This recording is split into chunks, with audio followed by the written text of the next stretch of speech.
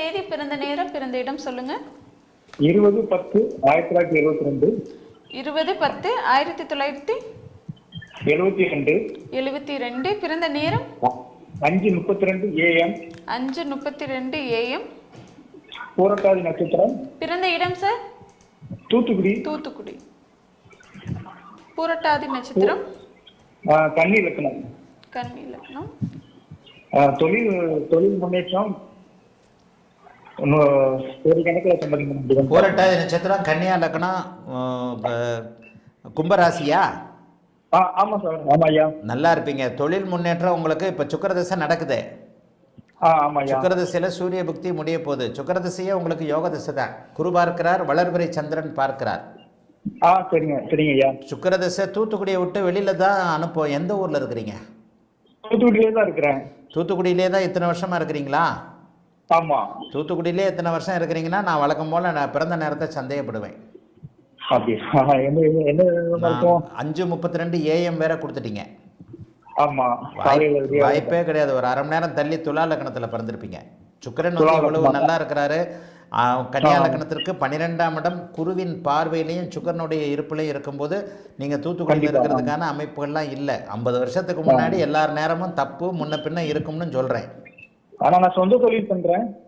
சொந்த தொழில் அமைப்புகள்னா நீங்க கண்டிப்பாக வந்து உங்களுக்கு துலா லக்னமா தான் இருக்கணும். ஏன்னா சரவீட்டில் இருக்கக்கூடிய புதன் தசை இந்த மாதிரியான கூடுதல் சுபத்துவமாக இருக்கும்போது உங்களுக்கு பெரும்பாலும் கிழக்கு திசை, சிங்கப்பூர், மலேசியான்னு உங்களை எப்போ அனுப்பிச்சிருக்கோம்.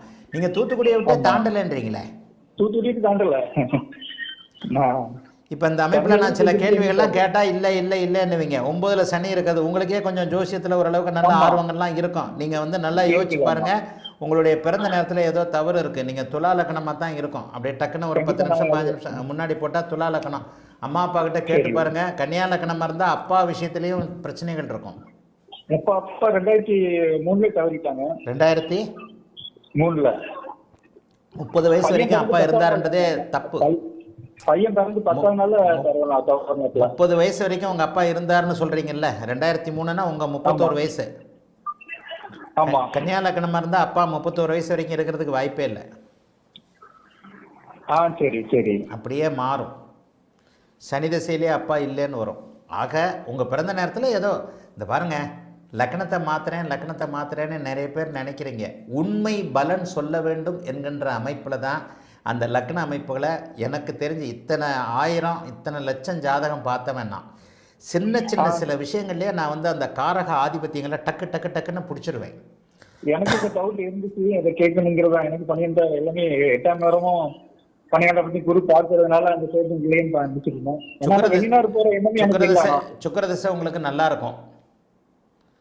எந்த லக்னம்ன்றதை நீங்களே தீர்மானம் பண்ணி இது பண்ணி பார்த்துக்கோங்க. ஆனால் சுக்கிரதசை வளர்பிறை சந்திரன் குருவின் பார்வையில் இருக்கிறனால கடந்த காலத்தில் இருந்த கேது திசையை விட இப்போது சுக்கிரதசை உங்களுக்கு நல்லா இருக்கும். இந்த அமைப்பின் அடிப்படையில் நீங்கள் பிறந்த ஊர்லேயே இருக்கிறதுனால 12ஆம் இடம் பாபத்துவமாக செவ்வாயுடைய இருப்பால் தான் இருக்கணும். 12ஆம் இடம் சுபத்துவமாக இருந்து சரவீட்டில் இருக்கக்கூடிய தசைகள் நடக்கும்போது ஒருவர் உறுதியாக நகர்வார்.